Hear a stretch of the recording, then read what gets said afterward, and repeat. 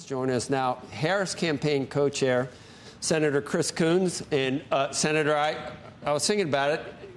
The term "joyful warrior," this is come into vogue now.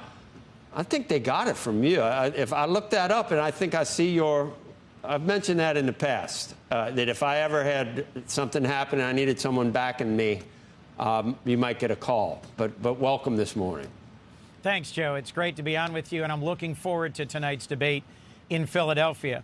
I appreciate your optimistic framing that the American people will get to hear about the policy proposals of both candidates. That's certainly what I hope happens, and that we aren't treated to an invective-filled diatribe from the former president. The rules they've agreed to about the mics being off and some strong facilitation should lead to a chance for us to hear a clear comparison between the two. And their policies, how they would strengthen us at home and abroad, how they would explain and defend their records, and where they'd like to take the American people. That's certainly what I hope we're going to hear tonight. But just the idea that your campaign, Vice President Harris's campaign wanted the mics turned on. They were fighting against that. If you're hoping that this will be more substantial and the rules allow for that, why was the campaign fighting against it? Look, I wasn't one of the ones fighting for the mics on or mics off, but I'll just tell you, Becky, my best guess is because they correctly predict that the former president has struggled to maintain his calm and cool when he's confronted with questions and challenges about his policy proposals. But Senator, in the previous debate with President Biden, former President Trump just kept talking, even though the mics were off. Senator, we always see on a TV show about about a trial. When one side brings up an issue that wasn't going to be brought up, the other side immediately is allowed to say, hey, what? So you said you hope that we finally hear about some policy proposals. I mean, I couldn't help in my ears.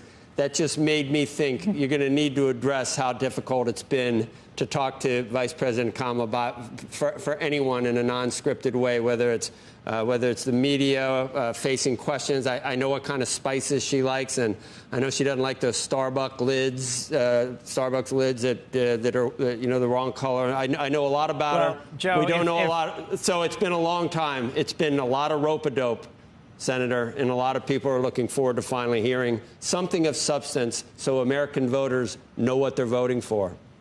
Well, Joe, I think last week in a proposal in New Hampshire about how to strengthen the opportunity economy and help promote startups, she made clear something that she's been focused on a long time but hasn't gotten a lot of coverage, which is her passion for small business, for entrepreneurship, for engaging the passion for job creation of millions of average Americans who, with the current tax deduction of $5,000 for a startup, struggle to get together the capital and the running room to get out of the gate to launch a new business. She set an ambitious goal for new business starts. She proposed a significant increase in the tax cut for new startups, and she pledged to be engaged in reducing bureaucracy and red tape. I serve on the Small Business and Entrepreneurship Committee in the Senate. Senator Shaheen of New Hampshire, my senior colleague on that committee, said she was very impressed with the vice president's concrete and specific proposals.